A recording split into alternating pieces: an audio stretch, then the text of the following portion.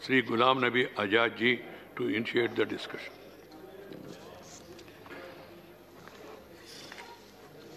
माननीय chairman sir,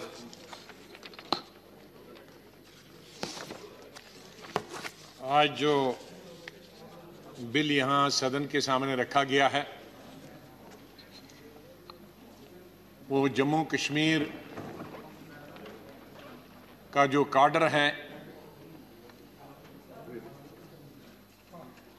IAS, IPS, IFS,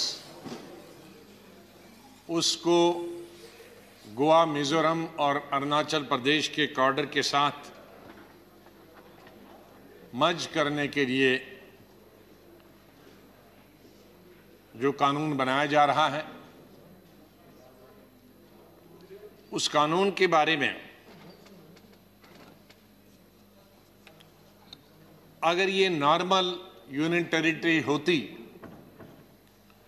तो शायद मुझे कोई आपत्ति नहीं होती, लेकिन जैसे कि सदन में बताया गया है, माननीय प्रधानमंत्री जी ने, माननीय गृह मंत्री जी ने, कि जम्मू कश्मीर की स्टेट को यूनियन टेरिटरी का दर्जा कुछ समय के लिए दिया गया था और उसके बाद जम्मू कश्मीर को दोबारा से स्टेटहुड दी जाएगी।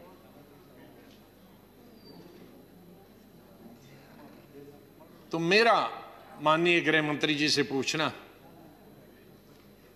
कि अगर स्टेटहुड बनानी है, जो कि बहुत अनिवार्य है, और क्यों अनिवार्य है उसके बारे में मैं आगे बताऊंगा, तो जब पिछले 3 साल से पहले गवर्नर रूल और अब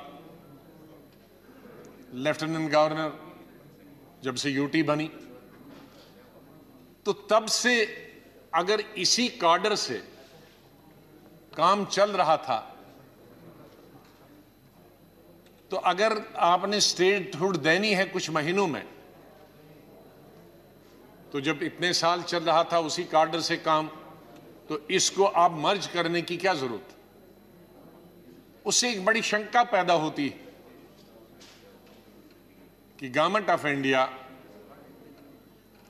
जम्मू कश्मीर को परमानेंटली यूनियन टेरिटरी रखना चाहता, और परमानेंटली अगर यूनियन टेरिटरी नहीं रखना चाहता था तो फिर 2-4 महीनों के लिए काडर को मर्ज करना और फिर स्टेट बनेगी और फिर उससे बाहर निकालना, तब तक कई ट्रांसफरें इधर की होंगी, इधर की होंगी, कोई अरुणाचल प्रदेश से जम्मू कश्मीर आएगा, जम्मू कश्मीर से अरुणाचल जाएगा, गोवा मिजोरम से कोई जम्मू कश्मीर जाएगा, जम्मू कश्मीर से गोवा मिजोरम जाएगा।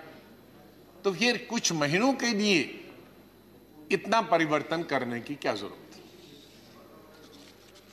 मुझे खुशी है कि गृह मंत्री जी यहां हैं। बहुत सारी चीजों पे जब आर्टिकल 370 खत्म हुआ था, यूनियन टेरिटरी बनी, उस पर चर्चा हुई थी। मैं उस पर आज दोबारा चर्चा नहीं करना चाहता और मैं कोई कठोर शब्दों का भी इस्तेमाल नहीं आज करना चाहता हूं, क्योंकि शायद ये सदन में मेरी किसी भी बिल पर या क्वेश्चन पर आखिरी स्पीच। लेकिन कुछ तर्क ये दिए गए थे उस वक्त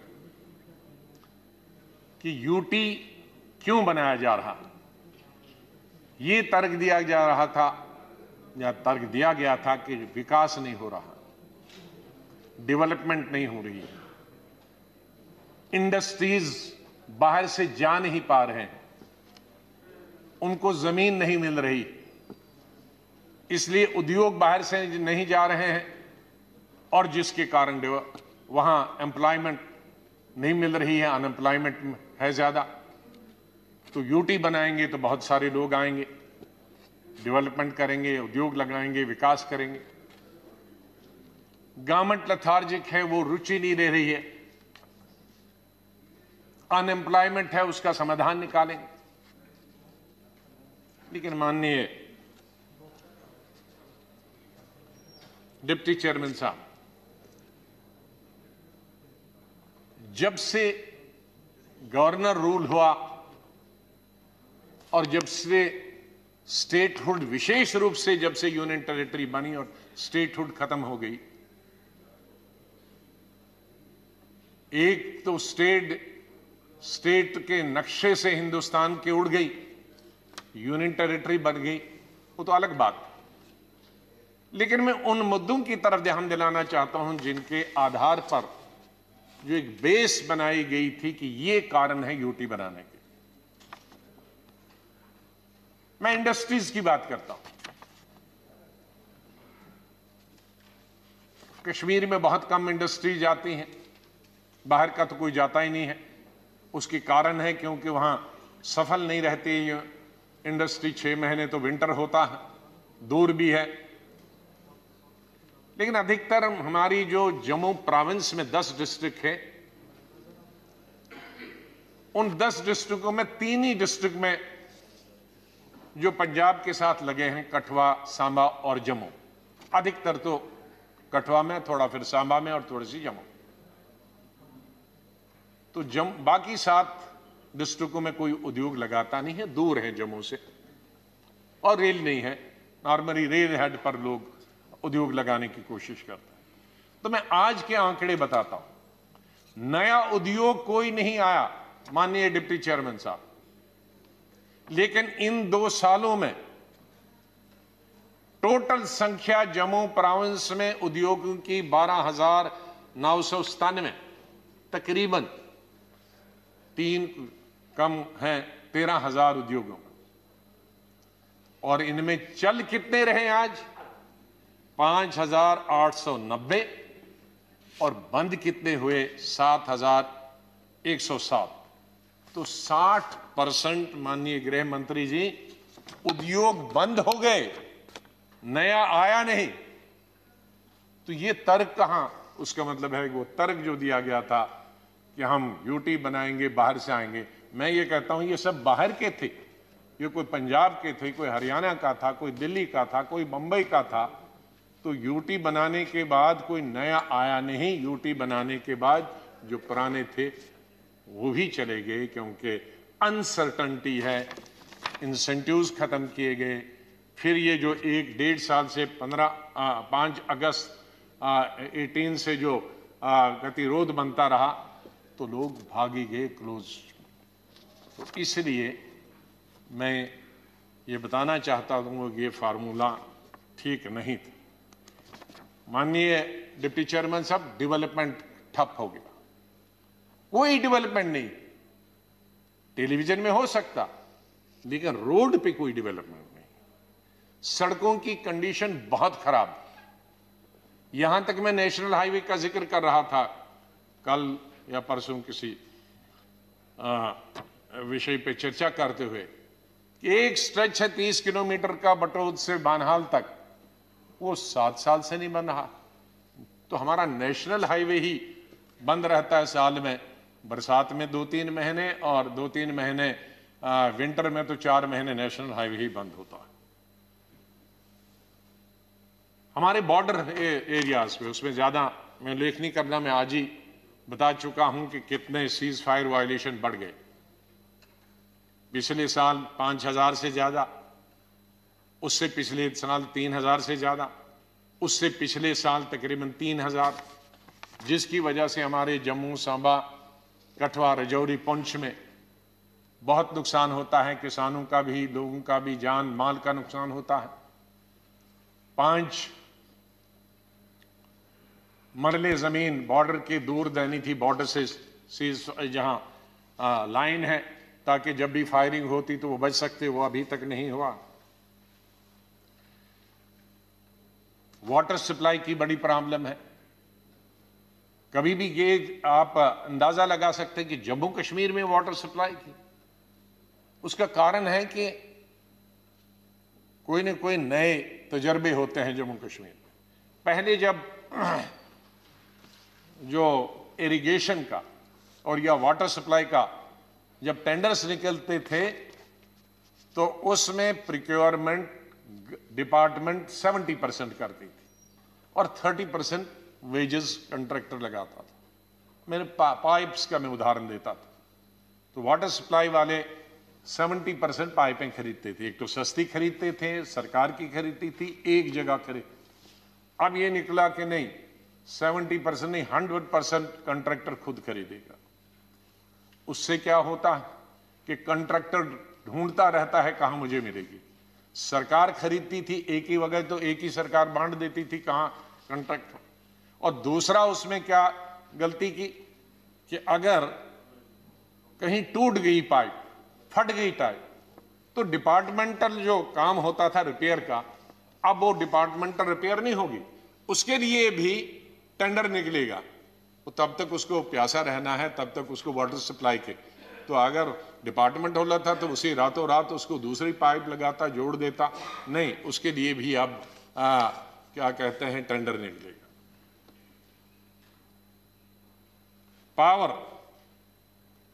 पावर में जब तक सरकार थी वहां, तो उस वक्त 90 रुपए टैरिफ था पर यूनिट, और आज क्या है, 375 रुपए पर यूनिट।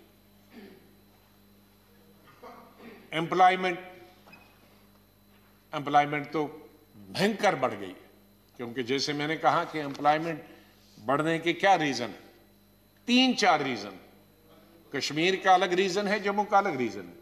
कश्मीर का अलग रीजन है कि 5 अगस्त जब स्टेट को यूनियन टेरिटरी बनाया गया और उसके बाद कई महीनों तक पूरा स्टेट जम्मू कश्मीर बंद रहा, एक तरीके की कर्फ्यू की स्थिति रही।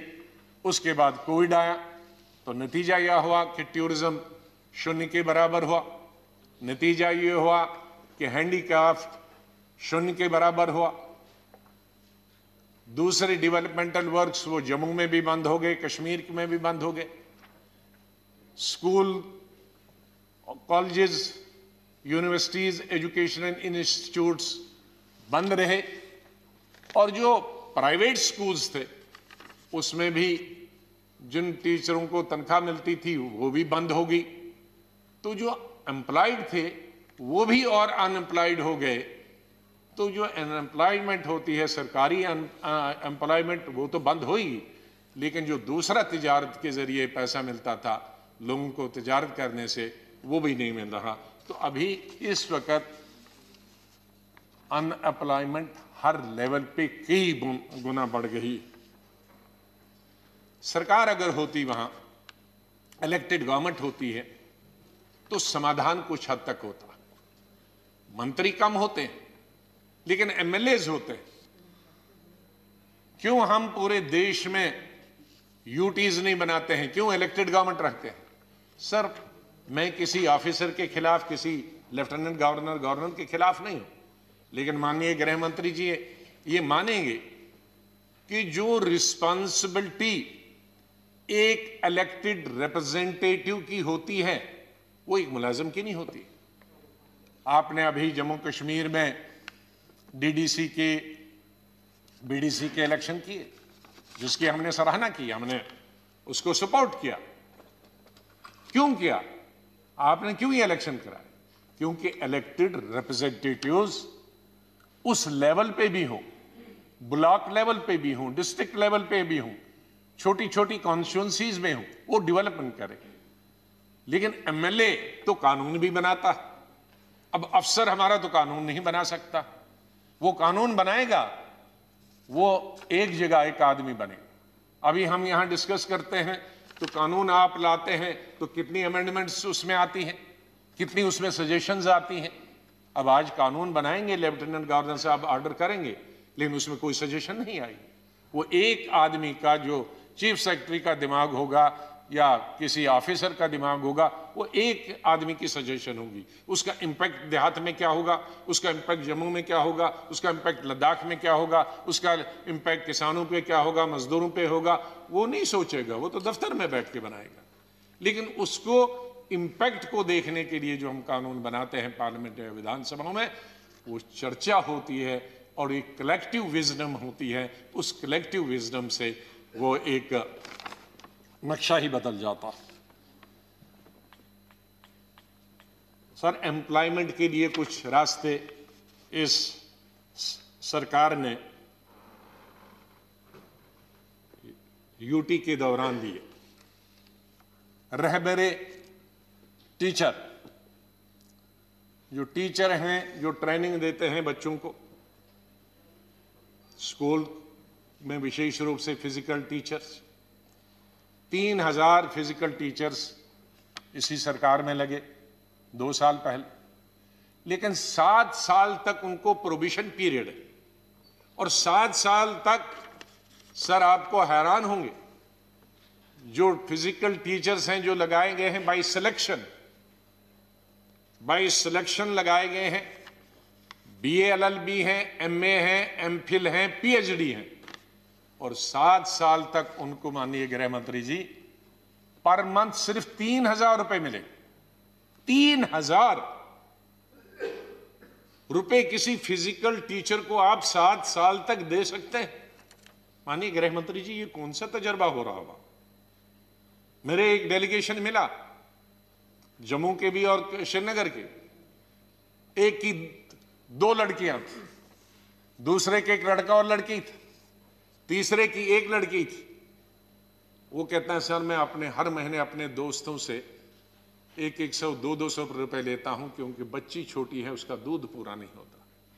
माननीय गृह मंत्री जी, आप इसकी तरफ ध्यान दीजिए कि प्रोबेशन तो होता है, 6 महीने का होता है, 1 साल का होता है, लेकिन 7 साल का फिजिकल टीचर का प्रोबेशन में सिर्फ 3 महीने, वो तो आधी नौकरी।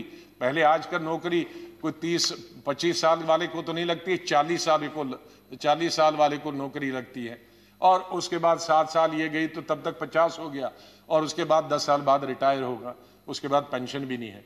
तो ये चीजें हो रही हैं।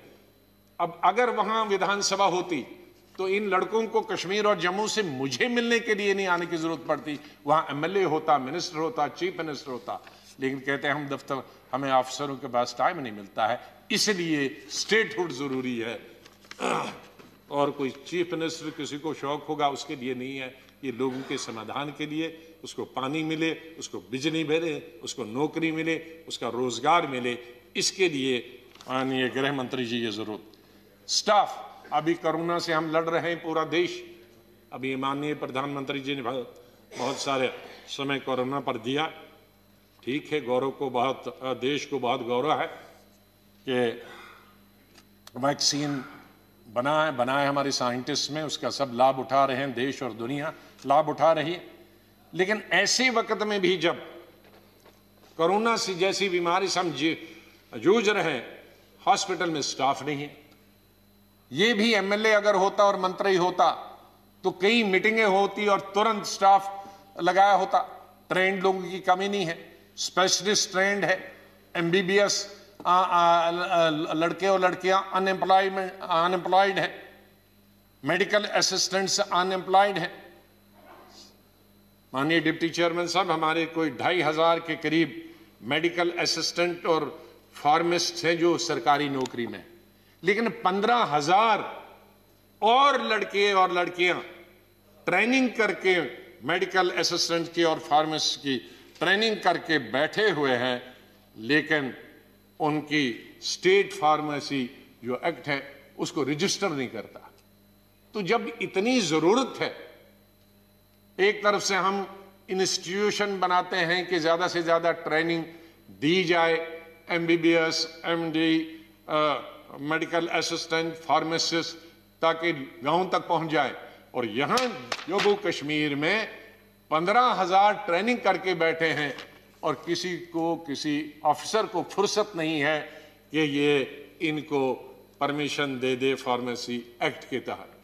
इसलिए स्टेटहुड जरूरी है कि जो इन लोगों तक पहुंच जाए। अनएम्प्लॉयमेंट जो है पहले से है सर, क्यों हम आर्टिकल 370 में ज्यादा कुछ नहीं बचा था। आर्टिकल 370 में 2 ही चीजें बची थी।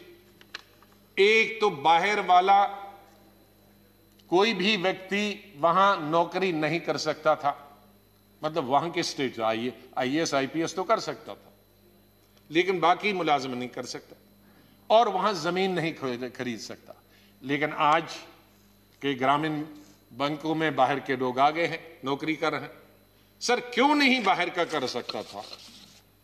कोई ऐसा नहीं है कि वहां कोई आसमान से जम्मू कश्मीर उतरा था तो वहां कोई जा नहीं सकते और जम्मू कश्मीर वाले पूरे हिंदुस्तान में जा सकते। सर ये आज के जमाने नहीं थे, महाराजा हरि सिंह के जमाने से था। 1925 आजादी से कई साल पहले। उसका कारण है, मैं कह चुका हूं इस सदन में, कि जम्मू कश्मीर में या तो पहाड़ है या फॉरेस्ट, जमीन न होने के बारे में न होने के बराबर है। मेरे बहुत सारे साथी जब यूटी बनी पार्लियामेंट के अंदर, उन्होंने कहा कि हम जमीन वहां खरीदेंगे, बहुत सस्ती होगी। मैंने कहा मैं तो नहीं खरीद पाया, आप खरीदो। मैंने कहा ये गलत फहमी है आपको कि वहां जमीन सिर्फ कश्मीर जम्मू कश्मीर वाले खरीद सकते हैं, तो आप एकड़ों की जमीन से। मैंने कहा जम्मू शहर में और श्रीनगर शहर में आपको मालूम है जमीन एकड़ पर एकड़ क्या है? कहा नहीं होगी 30-40 लाख। मैंने कहा 30-40 नहीं, 40-50 करोड़, 40-50 करोड़ की 1 एकड़ जमीन आपको जम्मू शहर या श्रीनगर शहर में मिलेगी, क्योंकि जमीन नहीं है। हमारी सब जमीन फॉरेस्ट और पहाड़ है, तो थोड़ी सी जमीन है। तो महाराजा हरि सिंह ने उसको इसलिए नहीं रखा था कि जमीन ही नहीं है, तो अगर ये जमीन कोई बाहर वाला ले जाएगा तो ये कहां जाएंगे, ये क्या खाएंगे। इसी तरह से नौकरी क्यों बाहर वाला ये प्रोविजन रखा गया था कि नहीं जाएगा, क्योंकि हिंदुस्तान का आखिरी हिस्सा जहां हिंदुस्तान खत्म होता या हिंदुस्तान जहां से शुरू होता, एक तरफ फिर पाकिस्तान है, एक तरफ से चीन है। तो इतना दूर जहां रेल की अभी कश्मीर तक सुविधा नहीं है पहुंचने की, गाड़ियों में जो माल जाता है तो सबसे महंगा बना हुआ गुजरात से जाएगा, तमिलनाडु से जाएगा, बंबई से जाएगा। ट्रेन जहां तक है वहां तक तो ठीक है भाड़ा में, वहां से ट्रकों में जाना है तो इसलिए महंगा डबल हो जाता है।